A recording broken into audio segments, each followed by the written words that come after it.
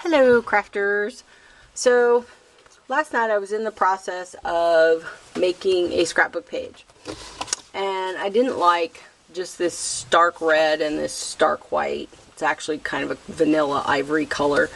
Don't know if it's going to show up here very well, if you can see the little black and the textures that's going through there. It's easier to see on this one because it was originally this color. Big difference. I used some distressed inks. I love that kind of leathery look that it gives. I even did it on the little envelope, but I'm not going to show you, don't worry, I'm not going to show you the whole scrapbook page. We'd be here all day. And I'm not done with it, so you can check the blog later to see what the final outcome looked like. But I do want to show you how easy it is to take just a plain paper and give it that kind of leathery texture look. I love the distressed inks. I'm going to be using the Black Soot and the Fired Brick. Now with this red, I'm going to start with some black. And for those of you who haven't used distress inks before, I always use this non-stick matte, and we do sell them on the website. We have these. They're awesome.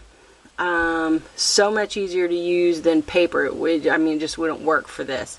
So I've put some distressed ink on the ink tool, and I start in a circular motion off of the paper. So I'm going to start out here kind of so I don't get big square blotches of the shape of the tool. So it's always good to start off and then blend your way on. Actually a little darker than I had intended. So you just swirl it around. Nice thing about the distressed inks are you can just blend them, and you can see where my fingers were in there. It gets really messy, and I'm okay with that. So I did that a little darker than I wanted. I don't think I focus this. Look at me, my arm going across the camera. Okay, so I'm going to get some red, and I'm going to put a little red on top of it. Kind of soften maybe that black where I got a little too much. Beauty of these is you can just swirl it around until it gets the look that you like. And I like that, like I say, that the different colors and textures, you'll get your fingerprints in there. It's very messy, and I'm okay with that. If you want, you can buff your fingerprints out. But that's how easy it is to take just a plain piece of paper. Hopefully the camera was picking it up enough to see those shade differences. It'll be really obvious here on the next one because I'm going to do the ivory. So I'm going to take the red, this is just an ivory color, and start out here and swirl it on. Now notice that I'm picking up some of the black, because what I had done was I started out here with the black, and I'm intentionally running my pad through that excess black that was out there, and that's going to pull in a little of that color. I'll go grab a little more. Instead of taking the black directly on there, I'm just going to do that so it doesn't get too dark. Again, swirl it, circular motion, start off, and then come on to your paper.